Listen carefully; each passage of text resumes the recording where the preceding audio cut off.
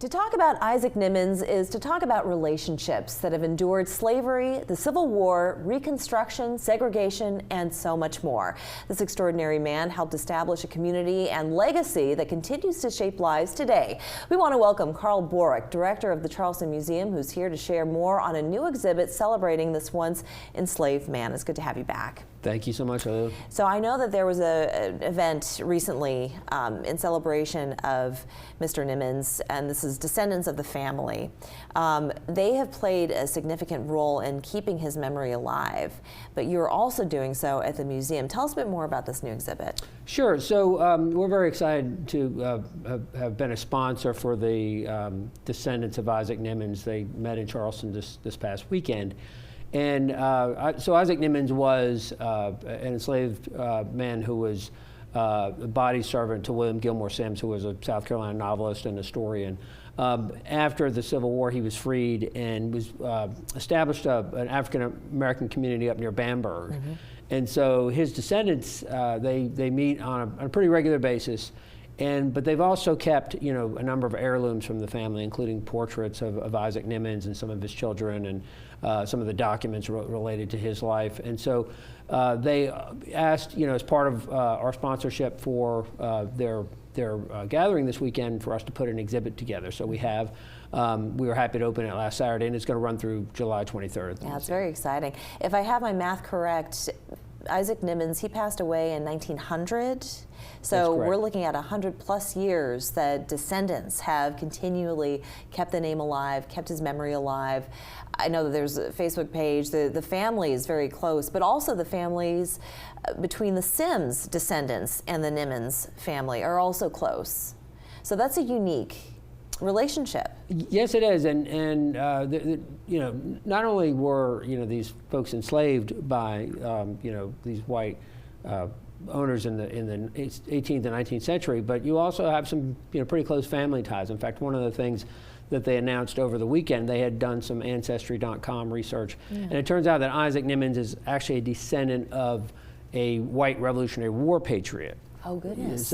Yes, named William Nimmons. So yes, that was kind of an exciting thing for the family to discover. Yeah. And talked to one of the gentlemen who said that he was a direct descendant of a Confederate soldier from the Civil War. So yeah, I think there definitely is a reaching out there, trying to determine what their roots are. And as any American wants to do, white or black, they want to find out where they came from. Oh, absolutely. And it's such an interesting process, too. You just continually peel back those layers of the onion more and more, and you really see the root of where everybody came from, which must be incredibly satisfying, I would think, to also just know truly what your roots are. Sure. So Issac Nimmons in particular, why is he being featured so prominently, and what makes him unique as part of the South Carolina fabric?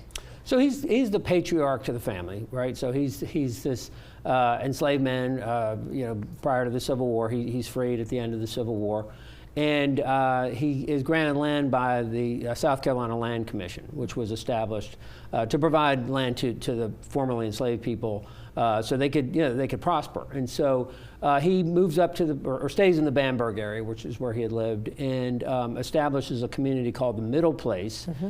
And he contributes land to it. He contributes fund to it. A school that was established there. So he's unique in the sense that he had bettered himself. He wanted others to be educated and them to better themselves.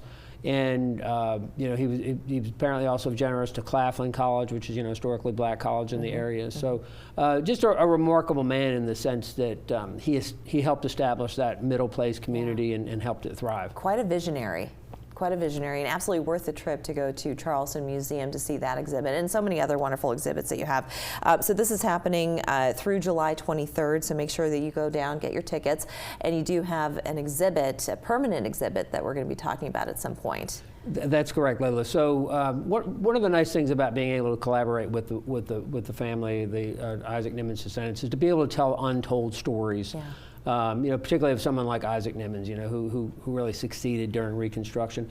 And so our next big project at the museum, which we're going to put in place in 2024, is the completion of our permanent exhibition which will cover the Reconstruction period, will cover the 20th century, Jim Crow era, civil rights. Oh, wow. And yeah, we're very excited to put this in place. And you know, it's the kind of stories like Issac Nimmons that you know we'll be able to relate in the Reconstruction section of the exhibition. I'm very much looking forward to that. Carl, thank you as always. Great to have you. Thank you so much, Layla. It's great to be here. We're back in 2 minutes.